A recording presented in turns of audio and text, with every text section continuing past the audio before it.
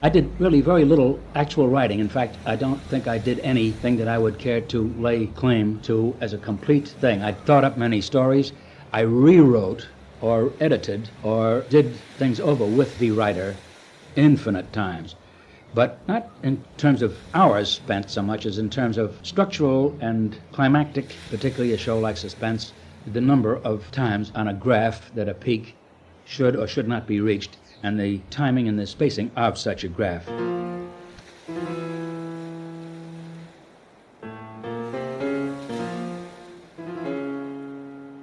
Bill Spier's Hollywood Suspense episodes got good reviews. He returned to New York for 7 more shows while he got the green light to move Suspense to the West Coast. The first permanent Hollywood show was Fear Paints a Picture on April 13th, 1943. John Dickson Carr continued to write until June, but Spier began to look for other voices, like Lucille Fletcher, who followed up The Hitch-hiker with the Diary of Sophronia Winters, starring Agnes Moorehead. The two would reunite a month later, on May 25th, 1943, for the most famous Suspense episode of all time, Sorry, Wrong Number. Sorry, Wrong Number is very long before. I had worked with Lucille Fletcher many times. When Lucy Fletcher sent me Sorry, Wrong Number, it was called I'm So Nervous. And she didn't have any ending on it. The ending was mixed up. She didn't quite know what to do about it. We had talked about it on the phone. Or she'd write to me and say, I have an idea about a woman who turns on the radio and hears 2 people talking about a murder. And we'd talk about what might happen with that. And then she would do it. Lucy wrote very few things and very polished always, and just was absolutely great. And Lucy is another of my dearest, oldest friends. Sorry, Wrong Number was one of 7 or 8 Lucille Fletcher stories that I worked with her on at some distance sometimes or closely. The Hitch-hiker was one of the first, and there were others. A magnificent show called The Thing in the Window, Joe Cotton played. A wonderful one called The Furnished Floor, and many others. There was one called Fugue in C minor. I gave most of them their titles. Lucy was not always the best titler. I've mentioned before about calling Sorry, Wrong Number I'm So Nervous.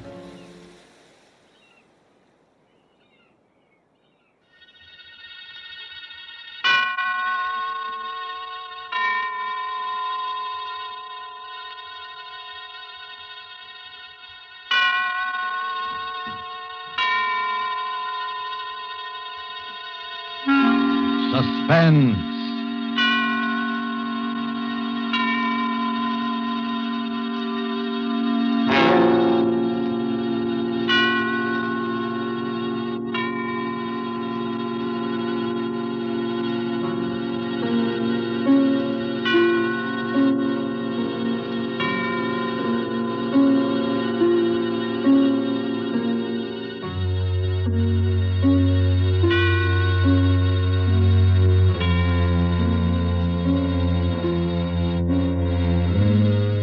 This is the Man in Black, here again to introduce Columbia's program, Suspense. Our star tonight is one of the most compelling actresses in America today, Miss Agnes Moorehead. Miss Moorehead returns to our stage to appear in a new study in terror by Lucille Fletcher called Sorry, Wrong Number. This story of a woman who accidentally overheard a conversation with death and who strove frantically to prevent murder from claiming an innocent victim is tonight's tale of suspense. If you have been with us on these Tuesday nights, you will know that suspense is compounded of mystery and suspicion and dangerous adventure. In this series are tales calculated to intrigue you, to stir your nerves, to offer you a precarious situation and then withhold the solution until the last possible moment. And so it is with Sorry, Wrong Number and the performance of Agnes Moorehead. We again hope to keep you in suspense.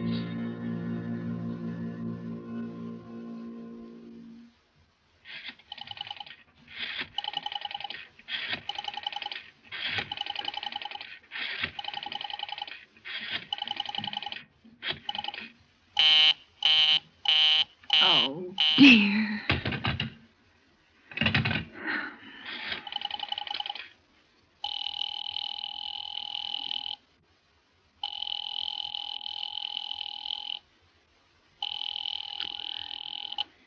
Your call, please. Operator, I've been dialing Murray Hill 70093 now for the last 3/4 of an hour, and the line is always busy.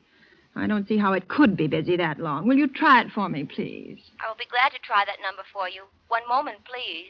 I don't see how it could be busy all this time. It's my husband's office. He's working late tonight, and I'm all alone here in the house. My health is very poor, and I've been feeling so nervous all day. Ringing Murray Hill 70093.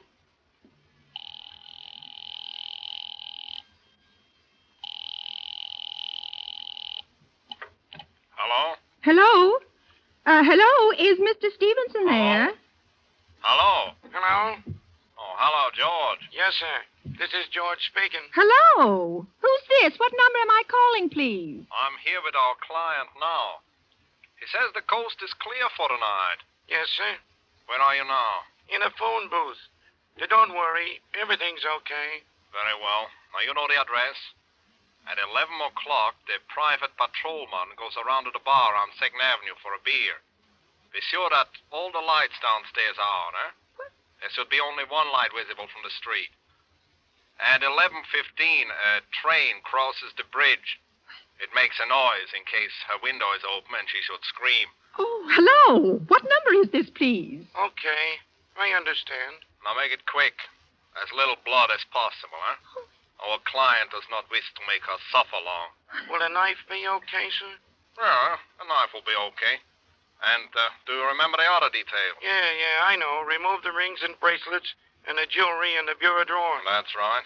Our client wishes it to look like simple robbery. Don't worry. Everything is going to be okay. All right, then. Be sure to... Oh, how awful. How unspeakably awful. Oh.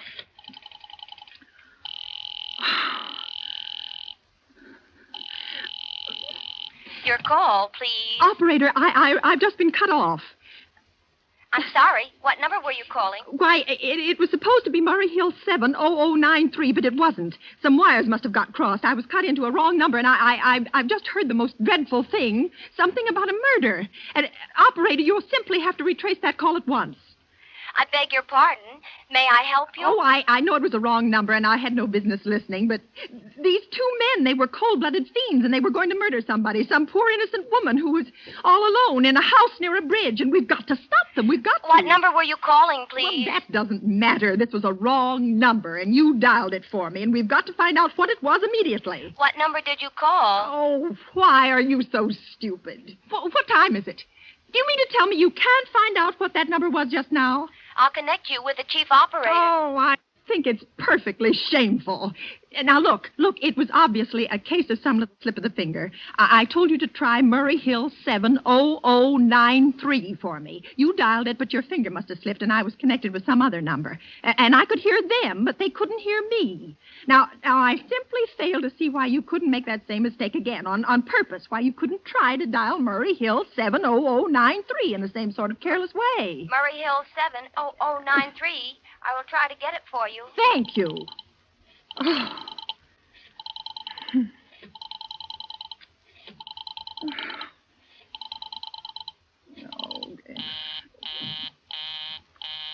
I'm sorry. Murray Hill 70093 is busy. I will call you in 20...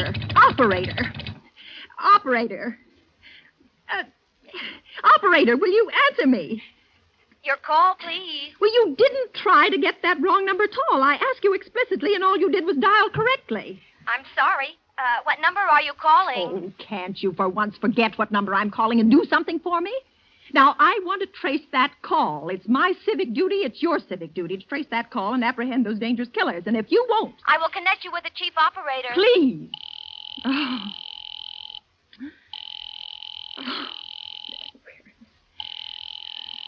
Where's the answer? This is the chief operator. Oh, chief operator, I want you to trace a call, a telephone call immediately. I don't know where it came from or who was making it, but it's absolutely necessary that it be tracked down because it was about a murder that someone's planning. A terrible, cold-blooded murder of a poor innocent woman tonight at 11:15. I see. Well, can you trace it for me? Can you track down those men? I'm not certain. It depends. Depends on what? It depends on whether the call is still going on. If it's a live call, we can trace it on the equipment. If it's been disconnected, we can't. Disconnected? If the parties have stopped talking to each other. Oh, but of course course they must have stopped talking to each other by now. That was at least 5 minutes ago, and they didn't sound like the type who would make a long call. Well, I can try tracing it. May I have your name, please? Mrs. Stevenson. Mrs. Elbert Stevenson. Now, but listen... And your telephone number, please. Plaza 42295. But if you go on wasting all this time... Why do you want the call traced, please? Why? Well... Oh, no reason. No reason. I merely felt very strongly that something ought to be done about it. These men sounded like killers. They're dangerous. They're going to murder this woman at 11:15 tonight, and I thought the police ought to know. Have you reported this to the police? Well, no, not yet. You want this call checked purely as a private individual? Yes, but meanwhile... I'm sorry, Mrs. Stevenson, but I'm afraid we couldn't make this check for you and trace the call just in your say-so as a private individual. Well, we'd have to do something more official. Oh, for heaven's sake. You mean to tell me I can't report that there's going to be a murder without getting tied up in all this red tape? Why, it's perfectly idiotic. Well, all right. I'll call the police. Thank you. I'm sure that would be the best way to... Oh, it's ridiculous. It's perfectly ridiculous. All this red tape. Oh.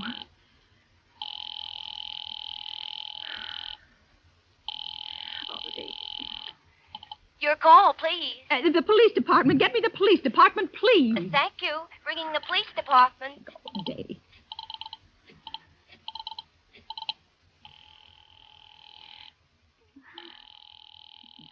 What about Sorry Wrong Number? How did they decide that Agnes Moorehead was the right gal to play? I don't think they decided at all. The script was written for me. It was? Yes, by Lucille Fletcher, and it was presented to me.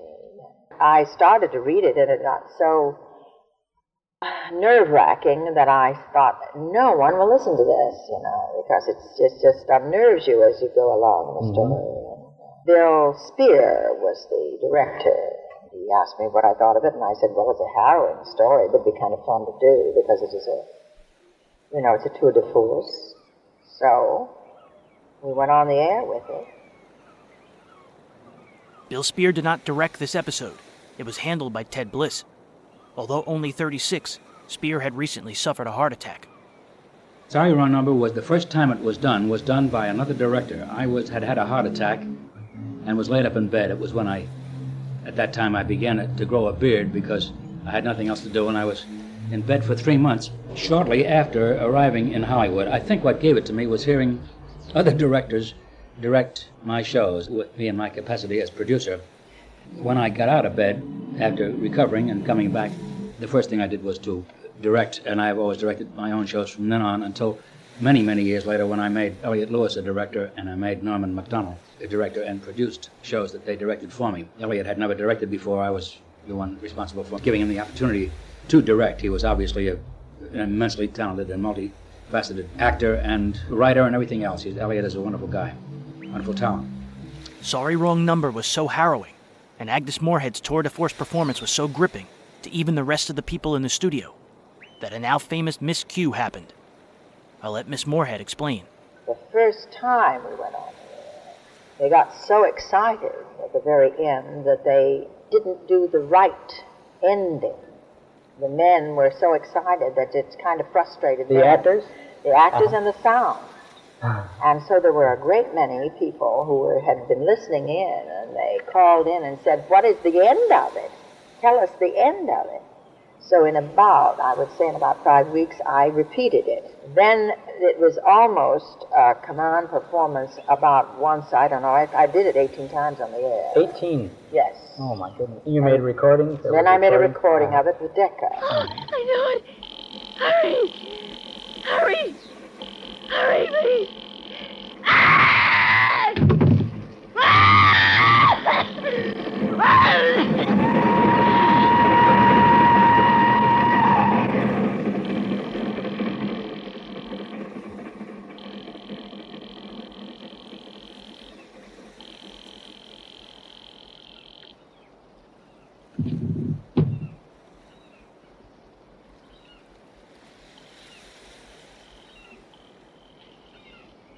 Oh, police department. Oh, I'm sorry. Must have got the wrong number. Precinct 43, Sergeant Martin speaking. Police Department, Martin speaking. Police Department, Martin speaking. Oh, Police department? Police department. I'm sorry, must have got the wrong number. Don't worry. Everything's okay. The first time Sorry Wrong Number was done, then, as I started to say, the ending went totally wrong with the director who was handling it. Not because of his fault, but because there was a miscue or something. And we were swamped with letters saying, whatever happened, for heaven's sake? I cannot remember the detail of what it was that went wrong, but something was utterly confusing in the ending of it. I know I had put the ending on it myself that was supposed to be definitive, and which later became definitive, and I have a letter somewhere from Lucille Fletcher about it. But this first performance went astray, and we repeated it under my orders a week or so later, which had been unheard of in broadcasting. Nothing was ever repeated. Although Spier wanted to repeat the broadcast immediately, it was finally redone on August 21st. At that time, CBS was in talks with Colgate to sponsor the series. The performance was heavily promoted, along with a time change. Suspense would be moving to Saturdays with this show. The August 21st, 1943 episode was the first time 2 different productions for each coast were done. CBS was attempting to deliver a large audience to entice Colgate to buy the show. The first broadcast was done at 4:30 p.m. Pacific time for the East, while the second was done at 8 p.m. for local times. Each show at the beginning had to be performed live. We did 2 shows on a Monday of Suspense. I would say, yes, it must have been 6 in the afternoon. That would have reached New York 9 o'clock at night. And the other one we did here. At first we had to do them because the networks were not franchised for recordings at all until considerably later on. And tape, of course, was unknown at the beginning, so that we did both live shows. Here's the ending to the August 21st, 1943 broadcast of Sorry Wrong Number, coming from the East Coast, as it was intended to have been performed the first time.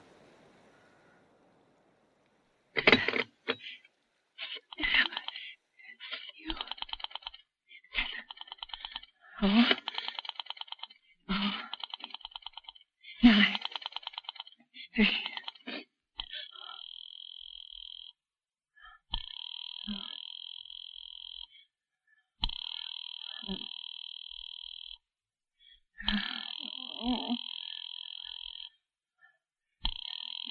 Oh, he's gone.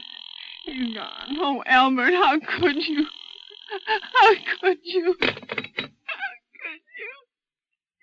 I can't be alone tonight. I can't.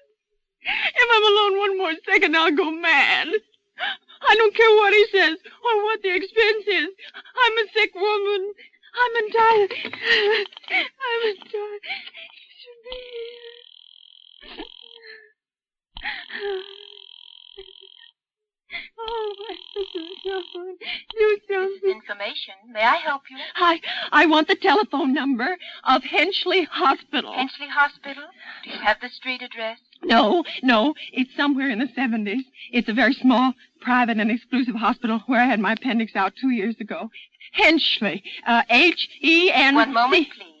Please hurry. And please, what is the time? You may find out the time by dialing Meridian 71212. Oh, for heaven's sake, I've no time to be dialing. The number of Henchley Hospital is Butterfield 70105. Butterfield 70105. You 70105.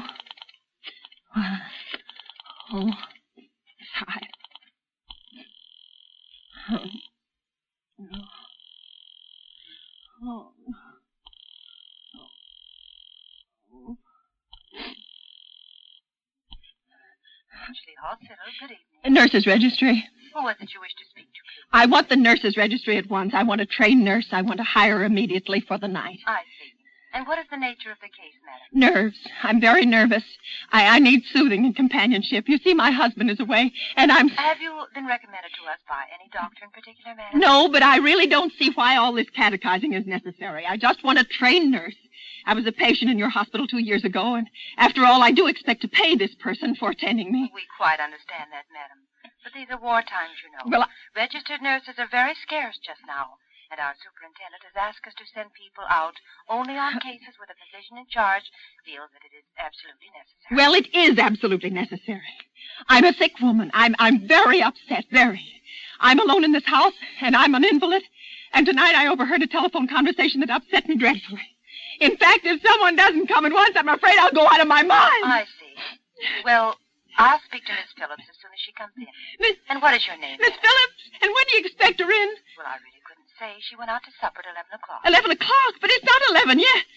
Oh, my clock has stopped. I thought it was running down. What time is it? Just 15 minutes past 11. What was that? What, ma'am? That click just now in my own telephone as though someone had lifted the receiver off the hook of the extension telephone downstairs. Well, I didn't hear it, madam. Now, about... But I did. There's someone in this house. Someone downstairs in the kitchen, and they're listening to me now. I won't pick it up. I won't let them hear me. I'll be quiet, and they'll think. Oh, but if I don't call someone now while they're still down there, there'll be no time.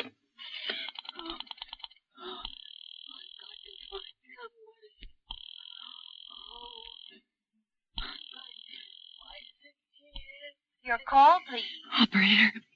Operator, I'm in desperate trouble. I'm sorry. I cannot hear you. Please speak louder. I don't dare. There's someone listening. Can you hear me now? I'm sorry. But you've got to hear me. Oh, please, you've got to help me. There's someone in this house. Someone who's going to murder me. And you've got to get in touch with him.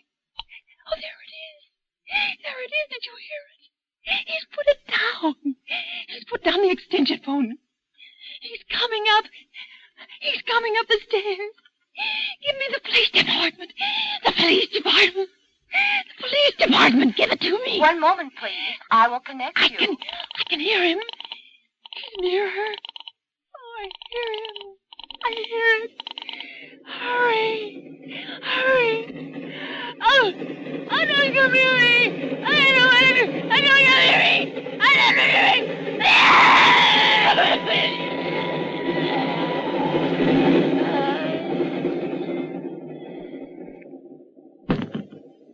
Police department? Oh, I'm sorry. I must have got the wrong number. Don't worry. Everything's okay.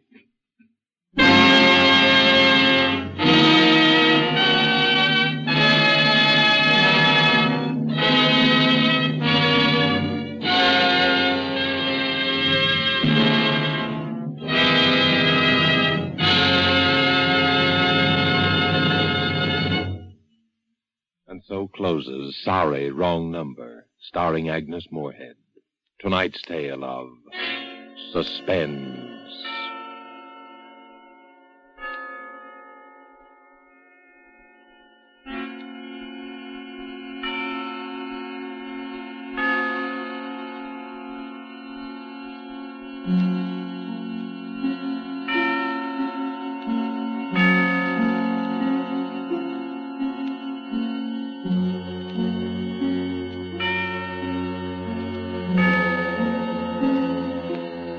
This is your narrator, the man in black, who conveys to you Columbia's invitation to spend this half hour in suspense with us again next Saturday, when we'll have another starring Hollywood cast, headed by Miss Dolores Costello, with Martin Koslick, Ian Wolfe, and George Zucco. The producer of these broadcasts is William Spier, who, with Ted Bliss, the director, Lud Gluskin, the musical director, and Lucille Fletcher, the author, collaborated on tonight's Suspense.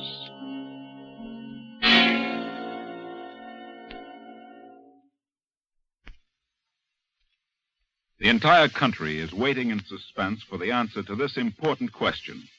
Will the United States Cadet Nurse Corps reach its goal of enrolling 65,000 student nurses before the end of 1943? For if it doesn't, this country faces the prospect of needless suffering and loss of life at a time when our full health and energy are needed to win the war. What are you girls from 17 or 18 to 35 going to do about it? If you're a high school graduate in good health, you're eligible for a scholarship which will pay you all your expenses while you're learning to be of service to your fellow man.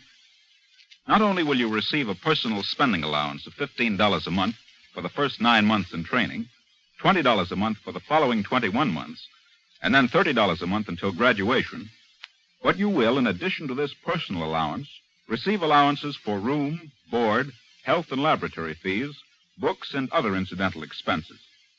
This is your chance to do something for yourself while you're doing something big for your country. You're needed now, so write immediately to the U.S. Cadet Nurses Corps, Box 88, New York, or to any nursing school of your choice, and they will furnish you with all the essential information. You are needed now, so act now. This is CBS, the Columbia Broadcasting System. 4 days later, Variety was enthusiastic in its praise for the broadcast. In their pages, they wrote, Agnes Moorehead gave one of the memorable performances in radio history Saturday on Suspense. Vehicle was a repeat of Fletcher's horrendous tour de force, Sorry Wrong Number. The melodrama about a nerve-wracked invalid who tries to phone her husband's office, only to cut in on a conversation between two men plotting a murder, pyramided to an almost unbearable degree of tension. The pitch rose as the frantic woman became increasingly fearful that she was the intended victim, and more hysterically tried to get help from the police, then the apartment management, the phone company, and even a nearby hospital. As the end relentlessly approached, her terrified phone calls almost imperceptibly wove the damning evidence around her guilty husband. All this was projected in telephone conversations, with the victim providing nearly all the impetus, characterization, and suspense, and the voices at the other end of the wire supplying only minor support. Ms Moorehead's playing of this extraordinary role has rarely, if ever, been equaled on the air. From the woman's first faltering lines, through the scenes of growing dread, to the final moments of gibbering self-delirium, it was a blood-chilling performance of a brilliantly agonizing script. Hans Conried played the murderer. Oh, what a lovely show. Aggie Moorehead, we always felt, was one of the very finest actresses in the English language. And Aggie, as always, was magnificent. It, of course, was a tremendous tour de force for her. She did it 5 or 6 times thereafter, but I was in the first one, and I did it subsequently 2 or 3 times with her. Now, your part was not a major one. There was no major part except Ms Moorehead, that's right. frankly, but I was the murderer. That's right, with a Dutch accent. With a Dutch accent on that occasion. Besides the slight miscue, why was this story repeated so soon after? CBS was flooded with letters and phone calls. A funny thing happens as you listen to Mrs. Stevenson complain. You begin to like her less and less. That was intentional. Writer Lucille Fletcher was born in New York City on March 28, 1912, and patterned the character after snooty women she'd had obnoxious dealings with in New York. At that time, only 40% of U.S. homes had a phone. The fictional Stevenson's home address of North Sutton Place was patterned after Sutton Place in New York City. It was one of the most exclusive areas on Manhattan's East Side. As researcher Dr. Joseph Webb put it, regular people were dealing with the scarcities and uncertainty of the war. Everyone was sacrificing in one way or another, or had family members in the service. Mrs. Stevenson's complaints slowly erode the audience's sympathy for her. But still, no one was expecting her to actually be murdered at the end, atypical of climaxes at the time. Despite the praise, the Saturday experiment ended the following week. Spier recovered from his heart attack and returned on September 23, 1943, taking over direction. Colgate passed on sponsoring the series. Suspense went back to one national broadcast. But by November, Roma Wines would sign on, becoming the sponsor, and increasing Suspense's budgets exponentially.